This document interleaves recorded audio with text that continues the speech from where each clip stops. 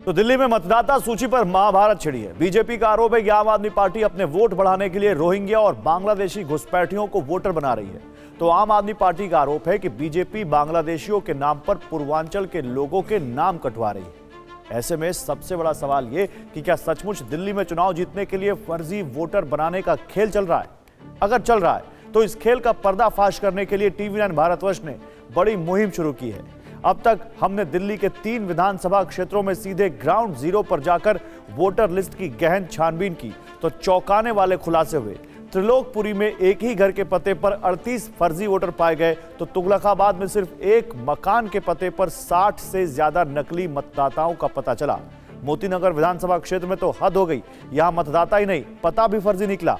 Footpath के पते पर ही 26 लोगों के नाम वोटर लिस्ट में पाए गए। अब सबसे पहले आपको त्रिलोकपुरी विधानसभा क्षेत्र में TV9 भारतवर्ष की पड़ताल दिखाते हैं, जहां एक ही पते पर एक दो नहीं बल्कि 38 फर्जी वोटर मिले। दावे के मुताबिक ये लोग यहां रहते तो नहीं, लेकिन फर्जी पते पर हासिल वोटर ID कार्ड के जरिए वोट डालने जरूर पहुंचते हैं।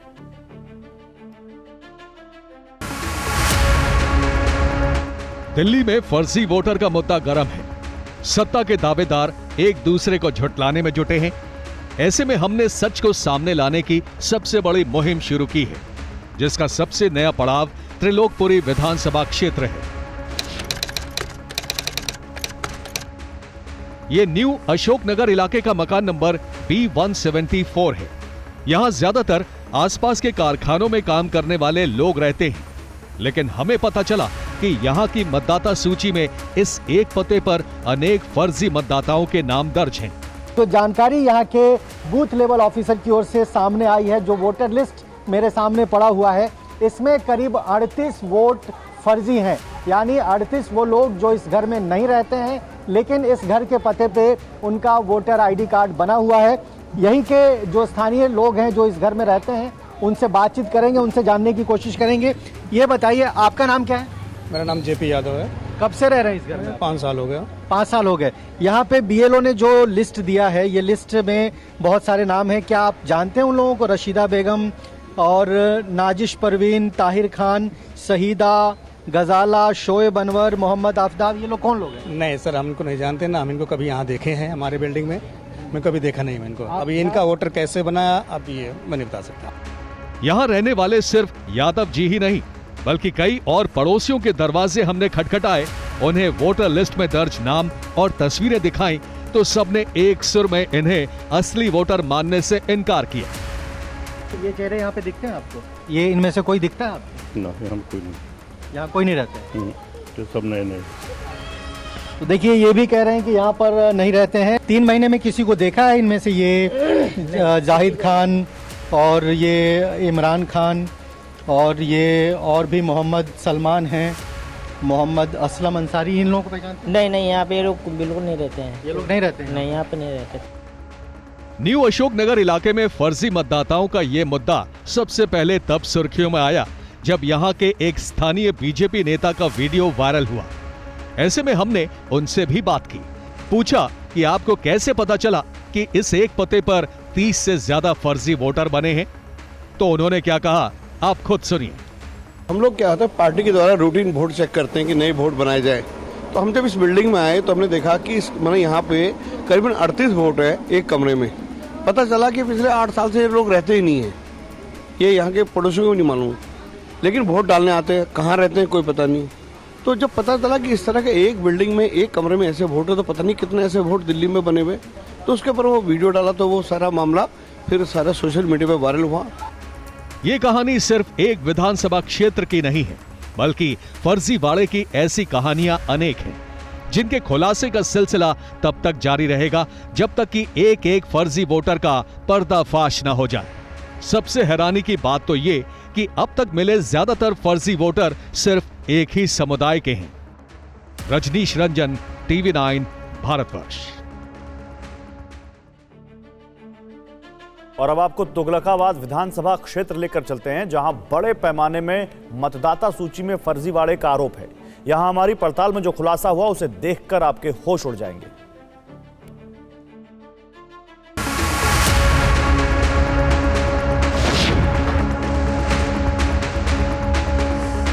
ये सारे बाहर से ला ला के और ये फर्जी वोट डलवाने का पूरा इन्होंने प्लान बनाया हुआ है।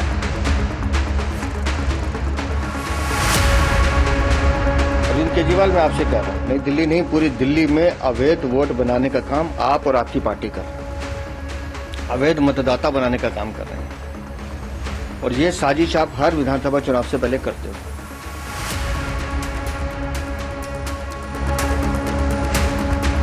दिल्ली में चुनाव जीतने के लिए एक दूसरे पर आरोपों की राजनीति चलती रहेगी, लेकिन क्या सच में फर्जी मतदाताओं के जरिए देश की राजधानी में विधानसभा चुनाव जीतने का खेल चल रहा है?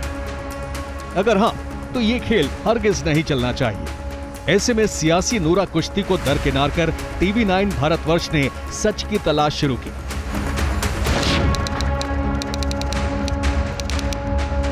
तुगलकाबाद विधानसभा क्षेत्र में ये गांव तेखंड है, मोहल्ला मावी, मकान नंबर 2A। इस मकान में कितने लोग रहते होंगे, जरा अंदाजा लगाइए। 2, 4, 6 या 10? तो अंदाजन गिनती नहीं बल्कि जवाब सुन लीजिए। इस मकान में रहते तो सिर्फ 7 लोग हैं, लेकिन इसी पते पर कितने मतदाताओं के नाम दर्ज हैं, सुनकर, देखकर और गिनकर आपका माथा चकरा जाएगा। राजेंद्र जी, आपके घर में कितने वोटर हैं और कितने फर्जी वोटर्स बने हैं आपके घर पे, जो जानकारी आपको मिली? हमारे यहाँ पर हम जो घर के मेंबर 7 मेंबर हैं, 7 वोट हैं और यहाँ पर कम से कम 40-50-60 वोट जो ना ऐसे फर्जी हैं जो कि यहाँ रहते ही नहीं हैं। वो पता नहीं कहाँ रहते हैं, उनका कोई पता नहीं है। कैसे जानकारी मिली आपको कि ये वोटर्स आपके घर के नाम पर बनाए गए? ये BLO आए थे यहाँ पर, उन्होंने सबको चेक किया सारे बिल्डिंग के अंदर, जहाँ भी इधर जो है उनको कोई नहीं मिला ये। फिर वो हमारे यहाँ नोटिस लगा गए हैं, जिन लोगों की वोट फर्जी बनी हुई है उनके, ये देखो आपको दिखाते हैं, ये नोटिस लगे हुए हैं। ये BLO ने नोटिस लगाए हैं इन लोगों के जो यहाँ पे रहते हैं? हाँ, ये BLO ने नोटिस लगाए हैं, ये लोग यहाँ पर नहीं रहते। मेरे हाउस पर नंबर पे भी कम से कम 40+ वोट बनी हुई है। मेरे 2 मकान है, 2 मकानों 40+ की उनकी वोट बनी है। सारी फर्जी वोट है। अगर BLO आज सर्वे करने आती है तो मैं उन्हें सब दिखाता हूँ और वोटर लिस्ट साथ में लेकर आए, BLO साथ आए और मैं उन्हें दिखाता हूँ, एक सारी उनकी वोट दिखाता हूँ कि मेरे एड्रेस पे जितनी है वो कोई भी नहीं रहता यहाँ पे। अब आपको तेखंड गांव के ही छुरिया मोहल्ले में लेकर चलते हैं, जहां ये विधूड़ी परिवार रहता है। यहां भी कहानी वही है। मकान नंबर 110 विधूड़ी परिवार का है, लेकिन इस पते पर 2-4 नहीं बल्कि 60 से भी ज्यादा फर्जी मतदाताओं के नाम दर्ज हैं।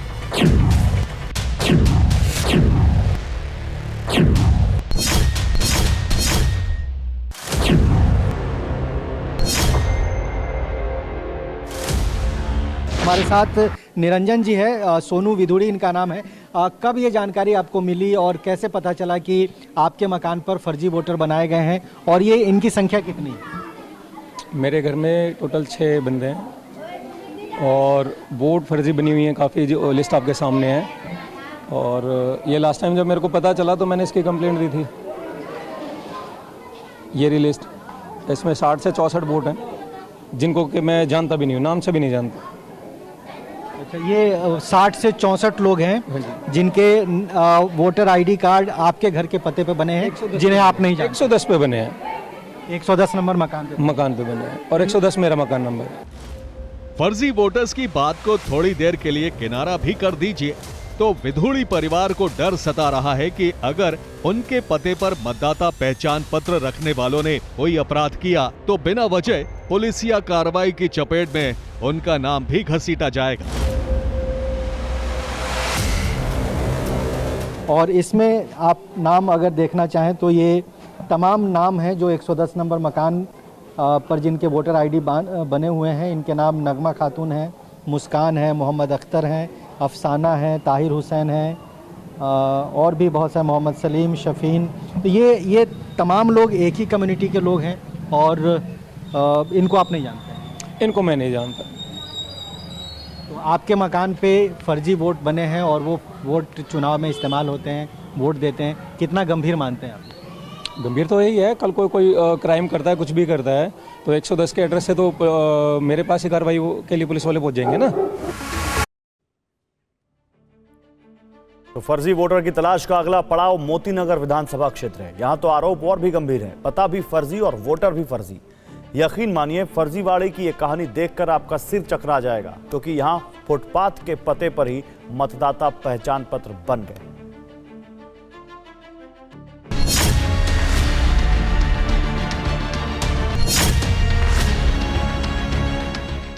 दिल्ली की वोटर लिस्ट में कथित फर्जीवाड़े का मुद्दा बेहद सरगर्म है। बीजेपी का आरोप है कि दिल्ली में फर्जी पते पर फर्जी वोटर बनाए जा रहे हैं। सबूत के तौर पर पार्टी ने मोती नगर के करमपुरा इलाके की ये वोटर लिस्ट पेश की है, जिसमें एक पता है T82 और इस एक पते पर 26 मतदाताओं के नाम दर्ज हैं। क्या ये पता सही है? अगर ये मकान है तो किसका है? यहाँ रहते कौन हैं? क्या इस पते पर जिन मतदाताओं के नाम दर्ज हैं वो असली हैं या नकली? इन सवालों के साथ TV9 की टीम इस जगह पर पहुंची तो क्या मिला? यकीन मानिए, देखकर आप चौंक जाएंगे।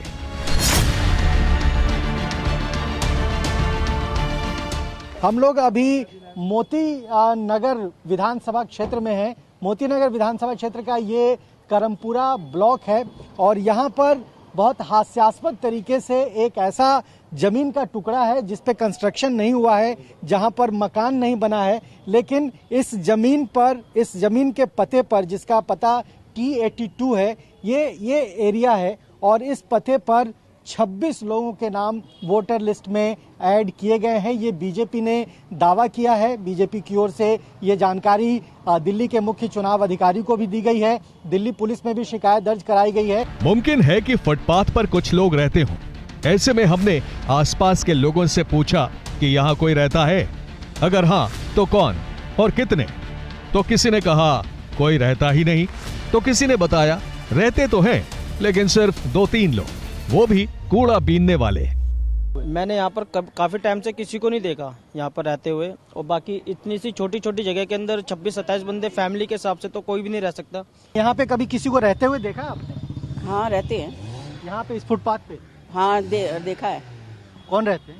वो पता नहीं कौन से कागज को चुगने वाले आते हैं। सचमुच मामला माथे पर बल लाने वाला है।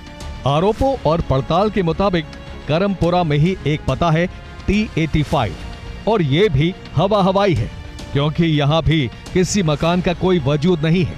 लेकिन इस पते पर 1-2 नहीं बल्कि 7 मतदाताओं के नाम दर्ज हैं।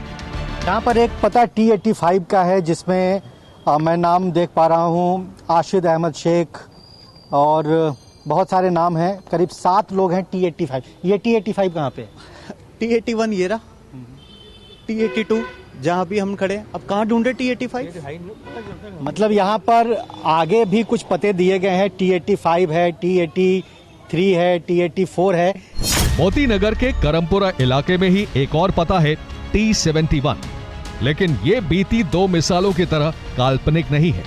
स्थानीय बीजेपी नेताओं के मुताबिक ये पता किसी मकान का नहीं बल्कि दुकान का है, जिसके पते पर दुकान में काम करने वाले लोगों के नाम मतदाता सूची में शामिल हैं।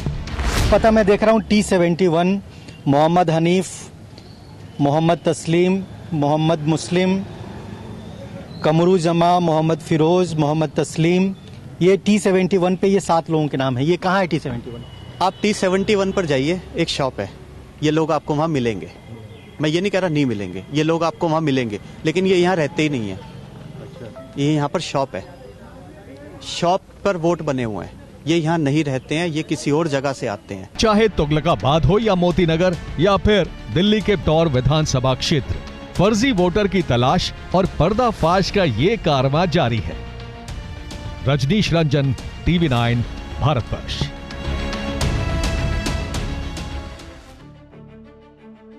तो अब तक आपने दिल्ली के 3 विधानसभा क्षेत्रों में फर्जी वोटर की तलाश और पर्दाफाश देखा। अब इस खुलासे पर यहां की सत्ता के तीनों दावेदारों को सुनिए। आम आदमी पार्टी की सरकार में 2 चीजों की गारंटी निश्चित रहेगी। भ्रष्टाचार, क्योंकि सभी मंत्री और विधायक उसमें संलिप्त होंगे समान भाव से, और दूसरा घुसपैठियों की भरमार। भारतीय जनता पार्टी इन दोनों को निर्मूल करके दिल्ली को निर्मल करने के लिए प्रतिबद्ध है। एक बौखलाई हुई भाजपा कैसे जेन्युइन वोटर्स के नाम दिल्ली में कटवा रही है। भाजपा नेता, एक नेता 11,018 एप्लीकेशन डाल देता है शादरा में नाम कटवाने की। भाजपा का एक नेता 5,500 एप्लीकेशन डाल देता है नाम कटवाने की नई दिल्ली विधानसभा में, और 7,500 एप्लीकेशन डाल देता है नई दिल्ली विधानसभा में नए नाम जोड़ने की। और ये सब तब जब समरी रिवीजन क्लोज हो चुका है, इलेक्शन कमीशन अपना पूरा प्रोसेस कंप्लीट कर चुकी है। ऐसा अगर है तो ये बहुत खतरनाक बात है। इसका मतलब है लोगों ने बदमाशी में, जो लोग वहाँ नहीं रह रहे हैं उनकी आईडी कार्ड बनवाए हैं। इसकी हम लोग तहकीकात करवाएंगे और फिर कोशिश करेंगे कि अगर कोई अवैध वोट है तो उसे कटवाया जाए। तो अभी तो सिर्फ 3 विधानसभा क्षेत्रों में पड़ताल हुई है। TVNN भारतवर्ष बाकी बचे 67 क्षेत्रों में भी फर्जी वोटर की पड़ताल करने वाला है, और अगर अब तक जो खुलासे हुए हैं वही ट्रेंड कायम रहा तब तो यकीनन इस चुनाव में बाकी मुद्दे पीछे छूट जाएंगे, और सबसे बड़ा मुद्दा यही बन सकता है कि फर्जी वोटर किसके सपोर्टर। आगे बढ़ते हैं परवा देश की के दूसरे हिस्से में। अब देखिए, ट्रंप, पुतिन, नेतन्याहू और जिनपिंग जैसे नेताओं ने 2025 के लिए कौन सा रेजोल्यूशन लिया है। 2025 के लिए इन चारों नेताओं ने विनाशक लक्ष्य निर्धारित किए हैं। 2025 में ये चारों राष्ट्राध्यक्ष ऐसे फैसले करने वाले हैं जो दुनिया में शांति नहीं, युद्ध और तबाही ला सकते हैं। लेकिन 2025 के लिए सबसे विध्वंसक लक्ष्य शी जिनपिंग ने रखा है। नए साल से पहले देश के नाम संबोधन में जिनपिंग ने साफ साफ कहा कि उन्हें ताइवान विलय करने से कोई नहीं रोक सकता।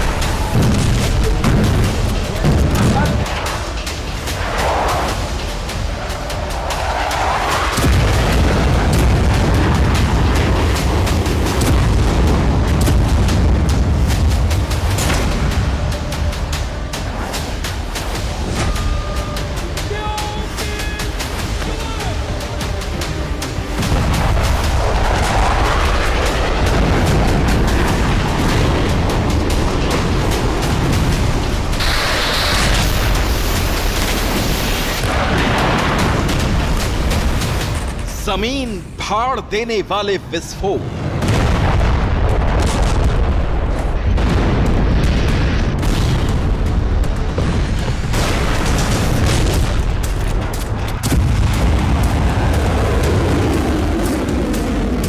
खंडहर बना देने वाले धमाके,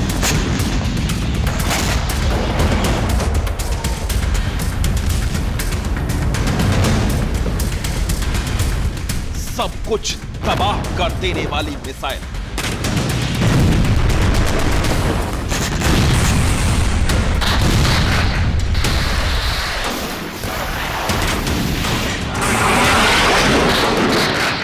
तबाही, बर्बादी,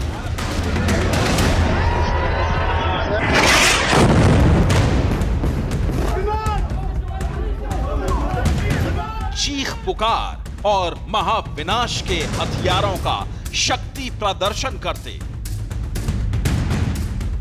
पुतिन, बाइडेन, नेतन्याहू और शी जिनपिंग। पिछले 2 साल से दुनिया यही देख रही है। क्या नए साल 2025 में ये तबाही, ये धमाके और शक्ति प्रदर्शन की ये जिद कम होगी? ग्लोबल रिपोर्ट कह रही है ऐसा नहीं होने वाला।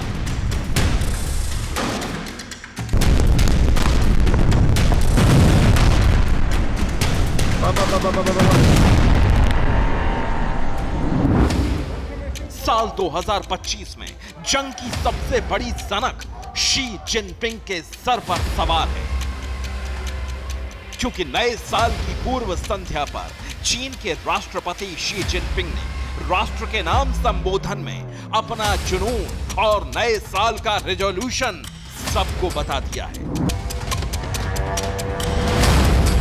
चीन के बढ़ने का एकमात्र मकसद है जमीन और समंदर में विस्तारवाद, यानी दूसरे देशों के हिस्सों पर कब्जा करना।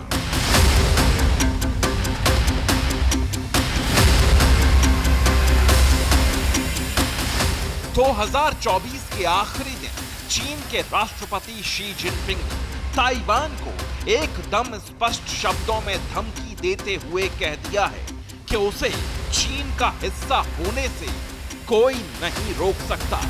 जिनपिंग ताइवान को हड़पने की जल्दी में है, इसलिए नए साल के जश्न के दौरान उन्होंने साफ साफ इसका ऐलान भी कर दिया।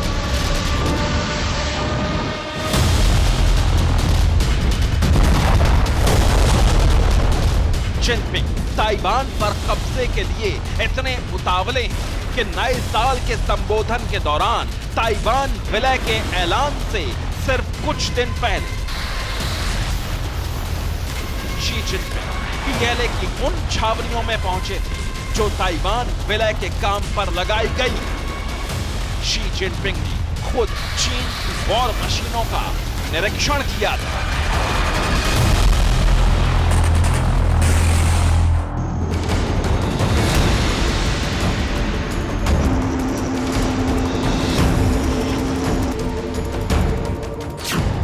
क्या चीन नए साल में ताइवान पर हमला करने जा रहा है? क्या 2025 में युद्ध का सबसे बड़ा मोर्चा ताइवान स्ट्रेट में खुलने वाला है? नए साल के मौके पर देश के नाम संबोधन में शी जिनपिंग ने अपनी मौका परस्ती और विस्तारवादी नीति का पूरा सबूत दे दिया है। लेकिन इस संबोधन से ठीक पहले ताइवान स्ट्रेट में चीन की नौसेना ने शक्ति प्रदर्शन किया और उससे ठीक पहले शी जिनपिंग ने पीएलए की रॉकेट फोर्स यूनिट का दौरा किया।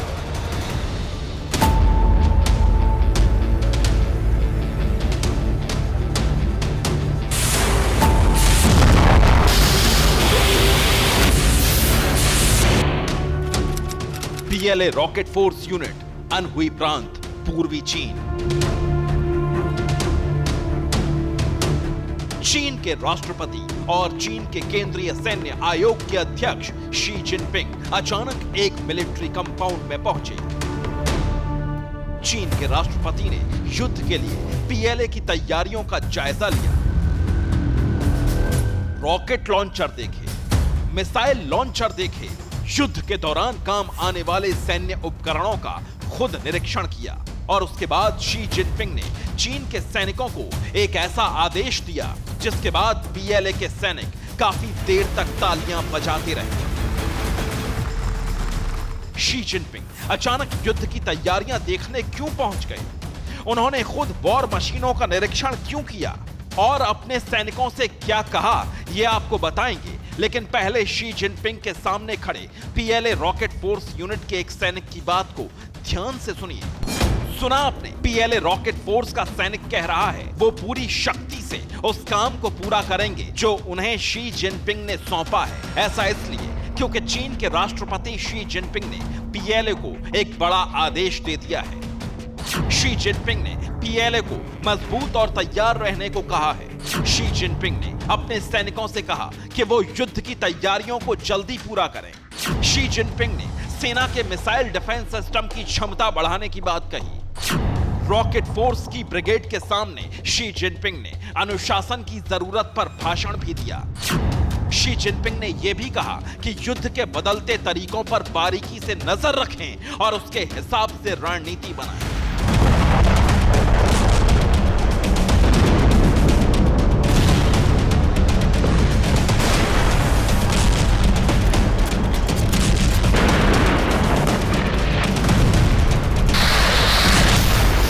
बतौर राष्ट्रपति शी जिनपिंग का ये तीसरा कार्यकाल है और इस दरमियान वो एक नहीं कई बार ये कह चुके हैं कि उनके राष्ट्रपति रहते ही ताइवान का चीन में विलय होकर रहेगा।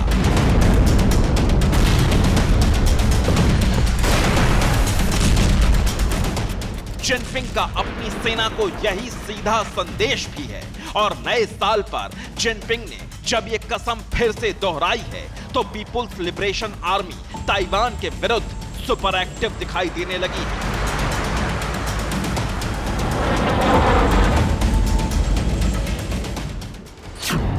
ताइवान के पास सुबह 6 बजे पीएलए के 2 विमान और 7 शिप देखे गए। मध्य रेखा को पार करके चीन का एक विमान ताइवान के बहुत करीब आ गया। नई चीनी घुसपैठ को लेकर ताइवान के रक्षा मंत्रालय ने दावा किया है कि 31 दिसंबर को भी ताइवान के पास चीन के 5 विमान देखे गए थे। 31 दिसंबर को ताइवान के पास चीन की नेवी के 6 जहाज भी दिखाई दिए थे। साल के आखिरी दिन पीएलए के 3 विमान मध्य रेखा को पार करके ताइवान के एयर डिफेंस आइडेंटिफिकेशन जोन में घुस गए। मई 2024 से नवंबर 2024 के बीच ताइवान एयर स्पेस का 1000 से ज्यादा बार चीन ने उल्लंघन किया है। अमेरिका की रिपोर्ट है ताइवान के पास 5 महीनों में ही चीनी विमानों की उड़ानों में 300% की वृद्धि दर्ज की गई है। ताइवान को लेकर चीन के खतरनाक इरादे क्या हैं, इसका अंदाजा ऐसे भी लगाइए कि बीते दिसंबर महीने में ही ताइवान के पास चीन ने करीब 3 दशक में सबसे बड़ी वॉर ड्रिल की थी। बार बार चीन ताइवान के आसपास शक्ति प्रदर्शन कर रहा है। अब तक इसे ताइवान को डराने की कोशिश माना जा रहा था, लेकिन जिस तरह से शी जिनपिंग ने सैनिकों से युद्ध के लिए तैयार रहने को कहा और 2024 के आखिरी दिन ताइवान को लेकर अपनी मंशा साफ साफ जाहिर कर दी, उसके बाद अब कोई शक शुबा नहीं रह गया है। शी जिनपिंग बहुत जल्दी ताइवान पर हमला करने और उसे चीन की मुख्य भूमि में मिलाने का आदेश दे सकते हैं। Bureau report, TV9 Bharatvarsh.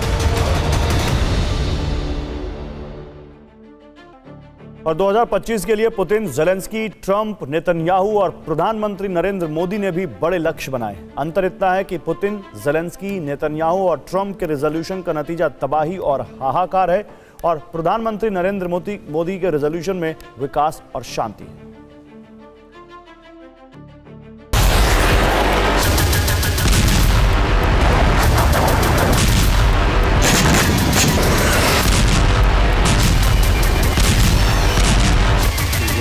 Xi Jinping का न्यू ईयर रेजोल्यूशन है ताइवान को विलय करना, लेकिन पुतिन, ट्रंप और नेतन्याहू जैसे राष्ट्राध्यक्ष भी दुनिया में शांति कायम नहीं रहने देना चाहते।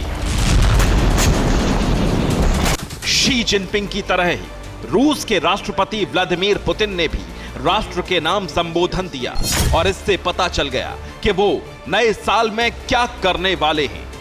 24 फरवरी 2022 को रूस ने यूक्रेन पर हमला किया था। 24 फरवरी 2025 को इस युद्ध के 3 साल पूरे हो जाएंगे।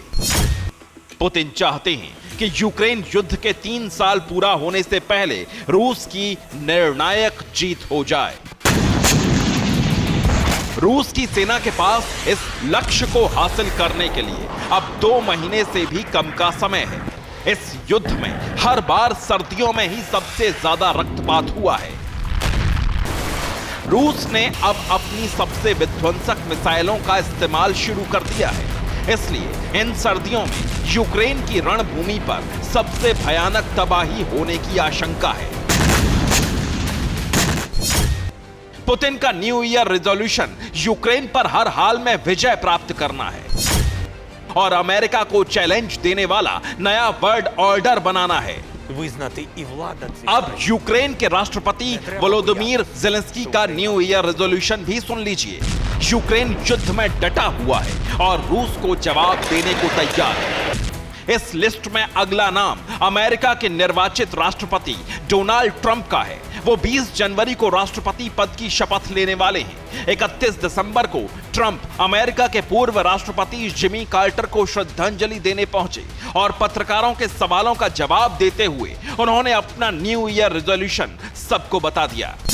ट्रंप अब तक 2 बार कह चुके हैं कि कनाडा को अमेरिका का 51वां राज्य बनाएंगे।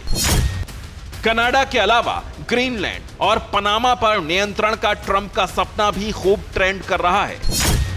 ट्रंप ईरान पर कड़े प्रतिबंध लगाकर उसके परमाणु कार्यक्रम की हत्या करना चाहते हैं। तो साल 2024 में दुनिया के कई हिस्सों में काफी उठापटक चलती रही, लेकिन भारत के लिए साल 2024 कई बड़ी उपलब्धियों से भरा रहा। साल 2024 में कई चीजें पहली बार हुई जो दुनिया में भारत के बढ़ते दबदबे को दिखाती हैं, तो दूसरी तरफ इन उपलब्धियों के पीछे पीएम मोदी की नीतियों और नेतृत्व का असर भी दिखा। ये स्पेशल रिपोर्ट देखिए।